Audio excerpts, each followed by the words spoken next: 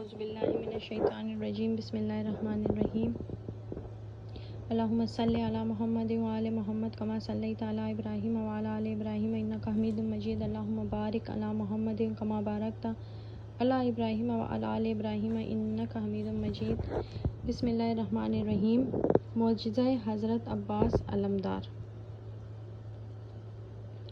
12واں معجزہ آقائے برجندی مرحوم کتاب اسرار الشہداء شہادت میں تحریر فرماتے ہیں، مجھے اس زمانے میں بعض معتبر لوگوں سے معلوم ہوا کہ ایک مومن دیندار جو ابھی تک موجود ہے وہ حضرت امام حسین علیہ السلام کی ہر روز زیارت کیا کرتا تھا، مگر ابو الفضل العباس کی زیارت کو ہفتے میں صرف ایک بار جایا کرتا تھا۔ اس مرد مومن نے ایک مرتبہ جناب فاطمہ الزہرا سلام اللہ علیہا کو خواب میں دیکھا کہ آپ کے سامنے حاضر ہو کر نہایت ادب سے سلام کیا، لیکن انہوں نے اپنے رخ کو پھیر لیا۔ میں نے عرض کیا، شہزادی کونین، میرے ماں باپ آپ پر سے فدا ہوں، آپ مجھ سے کس خطا پر ناراض ہو؟ خاتون جنت نے ارشاد فرمایا، میں تجھ سے اس لیے ناراض ہوں کہ تو میرے ایک فرزند کی زیارت نہیں کرتا۔ میں نے عرض کی کہ اے مخدومہ عالم، میں تو روزانہ زیارت سے مشرف ہوتا ہوں۔ بنت رسول خدا نے فرمایا ہاں، تضربن الحسین ولا تضربن العباس الا قلیلا، تو میرے بیٹے حسین کی زیارت تو روز کرتا ہے مگر میرے بیٹے عباس کی زیارت کو بہت کم جاتا ہے، تیری یہ بات ہم کو ناپسند ہے۔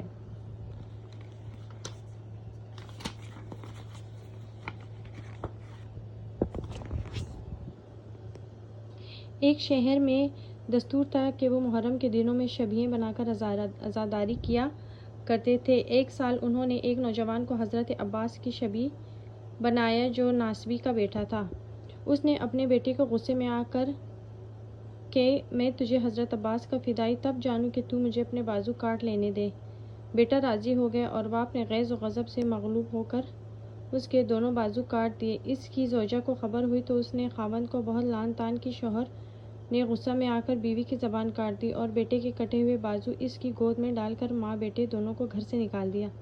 ماں اور بیٹا دونوں ایک امام باڑہ میں گئے جہاں تعزیہ رکھا ہوا تھا۔ دونوں ممبر کے آگے سر جھکا کر رو رو کے دعائیں مانگنے لگے۔ اسی اثنا دیکھا کہ چند بیویاں اس امام باڑے میں داخل ہوئیں جن کے لباس سے عظمت اور جلال ٹپکتا تھا۔ ان میں سے ایک بی بی نے اس عورت کی کٹی زبان پر اپنا لعاب دہن لگا دیا، اس کی زبان درست ہو گئی۔ پھر حضرت عباس کی دعا سے اس کے بیٹے کے کٹے ہوئے بازو صحیح ہو گئے۔ پھر ان نے حضرت عباس کے ہاتھ پر بوسہ دینا چاہا تو حضرت نے فرمایا کہ میرے دونوں بازو قطع شدہ ہیں اور یہ قیامت تک اسی طرح رہیں گے تا وقت یہ میں داور محشر کے حضور میں پیش ہو کر مومنوں کو بہشت میں لے جاؤں۔ 14واں معجزہ علامہ آغا شیخ محمد باقر برجندی قائنی کبریت احمر میں تحریر فرماتے ہیں، میں نے اپنے بعض اساتذہ سے سنا ہے کہ کربلا میں ایک جوان صالح لڑکا تھا۔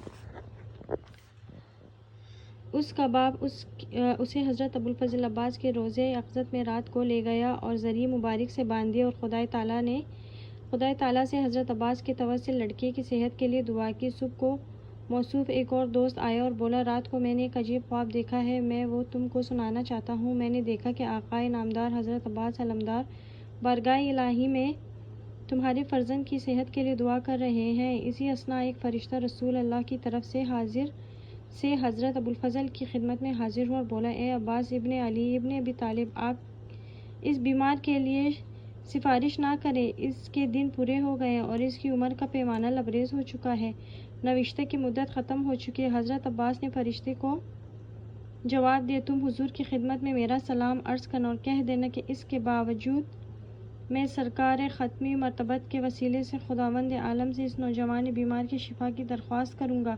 رسول کریم صلی اللہ علیہ وآلہ وسلم کی خدمت میں وہ فرشتہ پہنچا اور پیغام حضرت ابو الفضل عباس بیان کیا۔ پیغمبر خدا نے فرشتے سے فرمایا، تم پھر عباس کے پاس جاؤ اور وہی بات جو میں نے پہلے کہی تھی ان سے کہہ دو۔ چنانچہ فرشتے نے حضرت عباس سے دوبارہ کہا۔ حضرت عباس نے بھی وہی بات کہہ کر پھر واپس فرشتہ کو کیا۔ بہرحال اس طرح جب فرشتہ تیسری بار پھر حاضر ہوا اور اپنے محبوب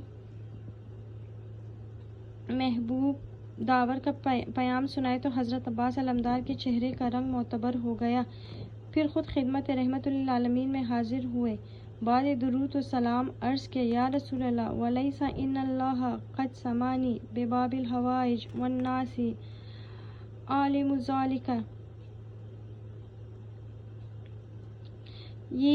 کیا یہ بات نہیں ہے کہ اللہ تعالیٰ نے میرا نام باب الحوائج رکھا ہے اور لوگوں کو بھی یہ بات معلوم ہے، اس لیے میرے پاس آتے ہیں اور مجھ کو وسیلہ بارگاہ ایزدی میں قرار دیتے ہیں۔ اگر درخواست کی نامنظوری ہی مقصود ہے تو پہلے میرا خطاب واپس لے لیجئے، پھر مجھے کوئی عذر نہ ہوگا۔ یہ سن کر جناب رسالت مآب صلی اللہ علیہ وآلہ وسلم مسکرائے اور پھر فرمایا عباس جاؤ، اللہ تمہاری آنکھیں ٹھنڈی رکھے، تم بلا شبہ باب الحوائج ہو، تم جس کے لیے چاہو سفارش کرو۔ چنانچہ اس نوجوان بیمار کو بواسطہ حضرت عباس اللہ تعالیٰ نے صحت کامل عطا فرمائی، پھر میری آنکھ کھل گئی اور میں تم کو یہ خواب سنانے آیا ہوں۔ اس کے بعد جو اس شخص نے اپنے بیٹے کو دیکھا تو شفایاب پایا۔